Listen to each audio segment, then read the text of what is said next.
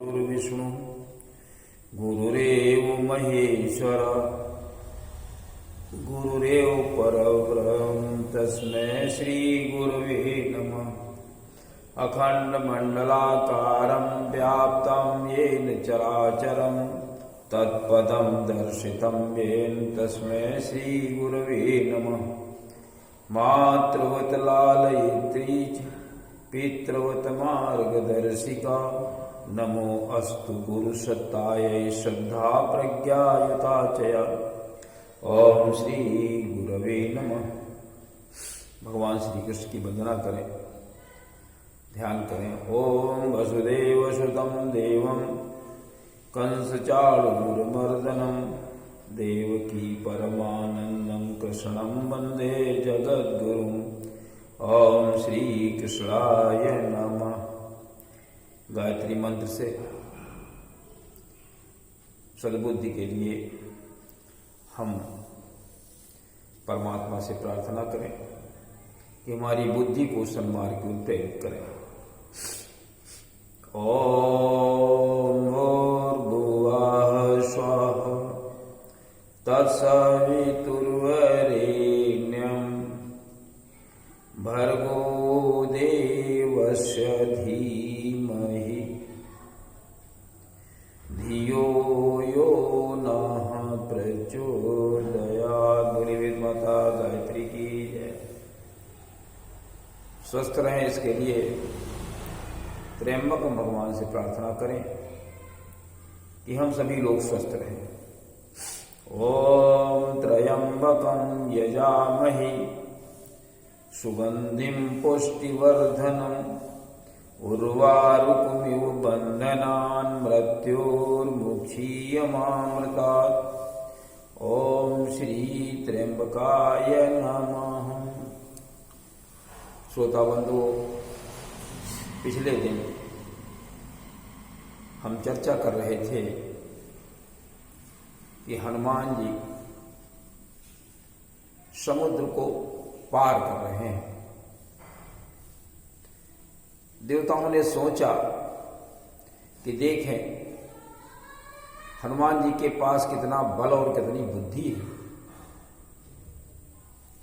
तो उन्होंने सर्पों की एक माता सुरसा थी, उसको भेजा उनके बुद्धि और बल की परीक्षा लेने के लिए। सुरसा ने परीक्षा ली और उसमें हनुमान जी सफल हो। तो वो क्या कहती है? राम काज सब करिहउ तुम बल बुद्धि निधान, आशीष देई गई सो और हरसि चलो हनुमान। परीक्षा में पास हो। तो उसने कहा कि राम का कार्य सब आप करेंगे, सारा कार्य राम का आप ही करेंगे, और आप बल और बुद्धि दोनों में के निधान है। बल और बुद्धि के भंडार है, भांडागार है, ऐसा उसने आशीर्वाद दिया। हनुमान जी बहुत प्रसन्न हुए और आगे चल दिए। तो उसी में एक निशाचरी रहती थी समुद्र में, जो आसमान में उड़ते हुए पक्षियों की परछाई को पकड़ लेती थी और वो खींच कर खा जाती थी। ये उसका भोजन था। हनुमान जी को भी पकड़ लिया। हनुमान जी उसके आशय को समझ गए तो उसको उन्होंने वहीं मार डाला और मार करके आगे बढ़ गए।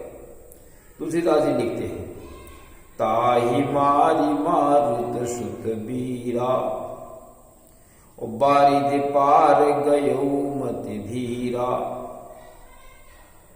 पवन सुत, वीर पवन सुत और मति के धीर, सद्बुद्ध बुद्धि के निधान, बल के निधान, उसको मार करके समुद्र पार चले गए। अब हनुमान जी ने इधर उधर देखा, सुंदर सी लंका बसी हुई है, पहाड़ों के ऊपर, त्रिकूट पर्वत के ऊपर। वहां पर कहीं कहीं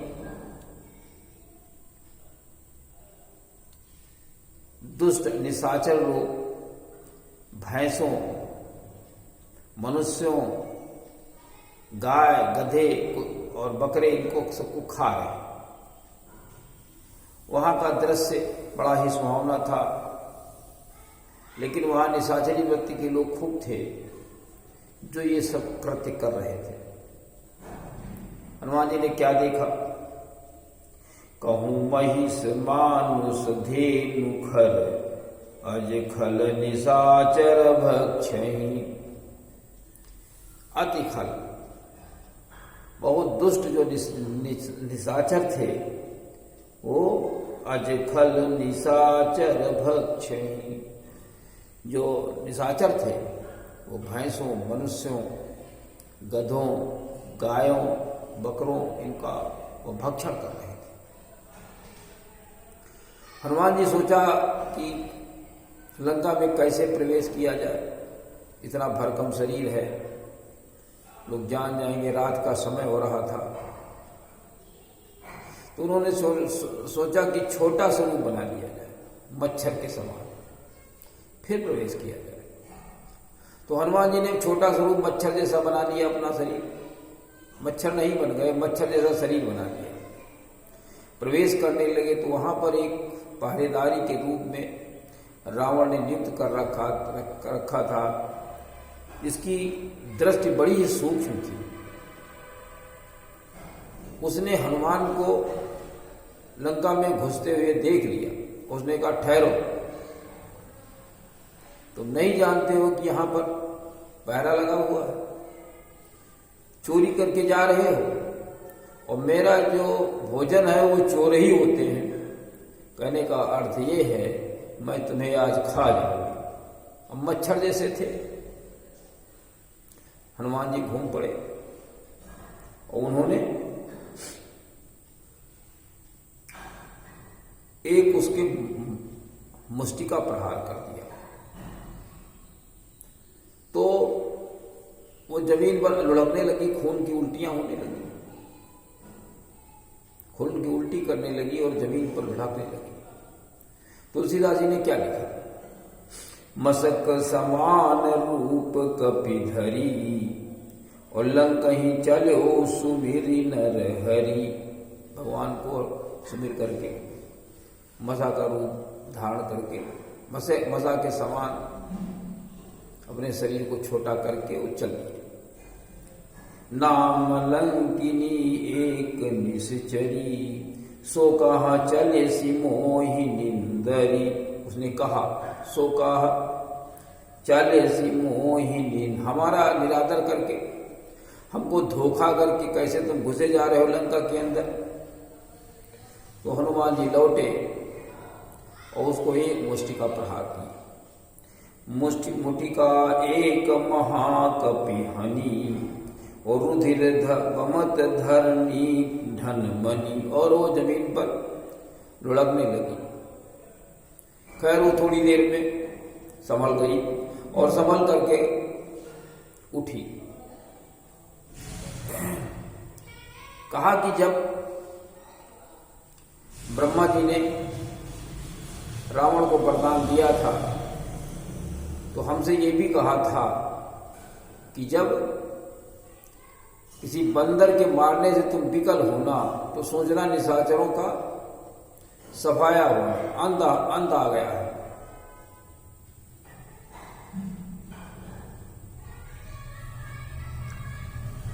विकल हो सिजय जब कपि के मारे, तो जान्यो निश्चर संघारे। जानो निशाचरों का नाश होने वाला है, वही समय आ गया है। अब उसको हाथ जोड़ने लगी कि मैंने राम के दूत का दर्शन पा लिया है।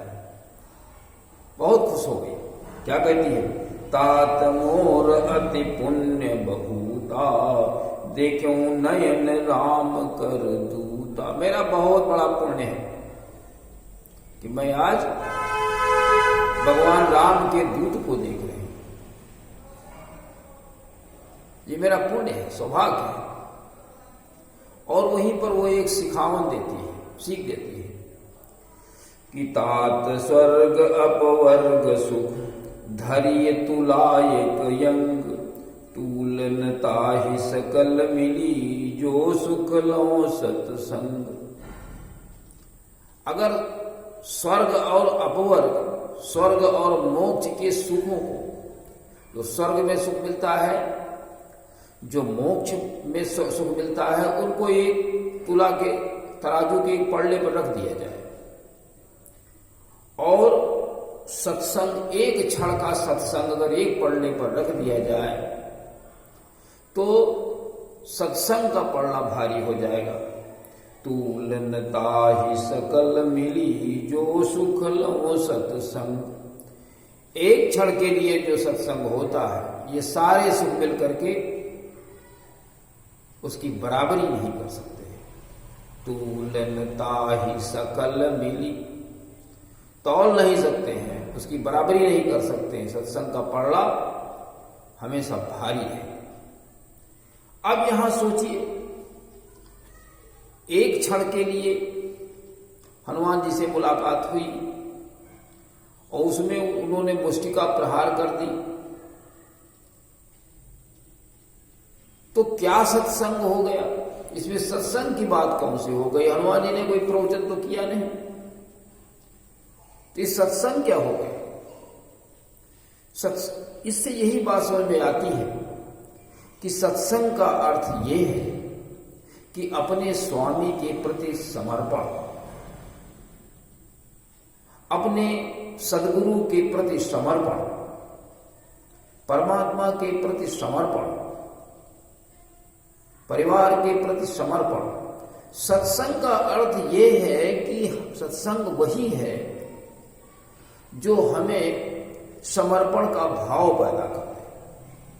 हनुमान के अंदर कितना बड़ा समर्पण है अपने स्वामी के लिए, विचार कर सकते हैं। यही सत्संग है।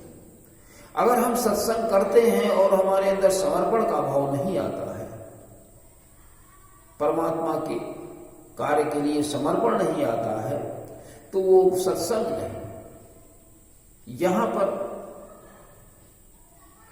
सत्संग हो गया, एक संत का दर्शन हो गया, एक ऐसे व्यक्ति का दर्शन हो गया जो अपने गुरु को सर्वोपरि रखे हुए है। देखिए, समर्पण का भाव इतना होता है। सबरी का समर्पण देखिए, जटायु का समर्पण देखिए, और ये सब लोग सद्गति को प्राप्त हो गए, भगवान राम के धाम को चले गए। तो सत्संग इतना महत्वपूर्ण है, इसके अलावा और कोई इससे अच्छी व्यवस्था नहीं है जो हमें नरक से स्वर्ग और स्वर्ग से अपवर्ग में ले जा सके। तो यहां पर यही सत्संग हो गया। अब वो क्या कहती है? यहां पर हम लोगों को भी शिक्षा ये लेनी चाहिए, अपने आराध्य के प्रति समर्पण का भाव। जैसे ही समर्पण का भाव आएगा, वैसे ही आराध्य की शक्ति आपके साथ में जुड़ जाएगी और आपको श्रेष्ठ करने में समर्थ हो जाएंगे। अकेले नहीं कर सकते। तो उसने भी आज महाभारत में यही कहा कि प्रविशि नगर की जय सब काजा, हृदय राखी कौशलपुर राजा। कौशलपुर, भगवान राम को हृदय में रख लीजिए और आप भगवान का काम करिए। नगर में आप प्रवेश कर जाइए, हम आपको अनुमति देते हैं और सब कुछ जो आप करना चाहते हैं वो सब कुछ करेगा। प्रविशि नगर की जय सब काजा, हृदय राखी कौशलपुर राजा। अब हनुमान जी घुस गए, रात का समय है, घर घर मंदिर मंदिर सब ढूंढ रहे हैं, महल महल। रावण को भी देखा, सो रहा पड़े, सभी को देखा, परंतु सीता जी नहीं दिखाई पड़ी। दिखाई क्या पड़ा? वहां पर एक ऐसा भवन बना हुआ था जो भिन्न था और उसमें एक मंदिर भी था। और रामायुध, राम के जो आयुध थे वहां अंकित थे और तुलसी के पौधे लगे हुए थे। बड़े प्रसन्न हुए इस नगर में जहां सब निशाचरों का निवास है, ये घर कैसा है, बिल्कुल भिन्न बना हुआ है। क्या देखते हैं, भवन एक पुनि दीख सुहावा और हरि मंदिर तहाँ भिन्न बनावा। वहां एक हरि भगवान का मंदिर भी है और सबसे भिन्न बना हुआ है। बड़े प्रसन्न हो गए। और क्या वहां था, रामायुध अंकित ग्रह शोभा बरनिन जाय नव तुलसी का वृंद तहाँ देखी हर्ष कपिराय। वहां पर तुलसी के नए नए पेड़ लगे हुए हैं, काफी संख्या में लगे हुए हैं। ये देख करके हनुमान जी बहुत हर्षित हो गए कि यहां पर ये भिन्नता लिए हुए कैसा है। तो आज के इस कार्यक्रम में जो विशेष बात है वो ये है कि समर्पण का भाव।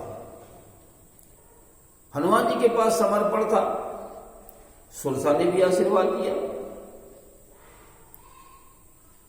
मैनाक पर्वत ऊपर आया तो उससे कहा कि राम काज कीन्हे बिना मोहि कहां विश्राम। हमें विश्राम नहीं है। इस प्रकार से भगवान का कार्य कैसे हो, इसके लिए उन्होंने तरह तरह से प्रयास किए और जो कोई सामने पड़ा राक्षसी वृत्ति लिए हुए उसको सीधा कर दिया।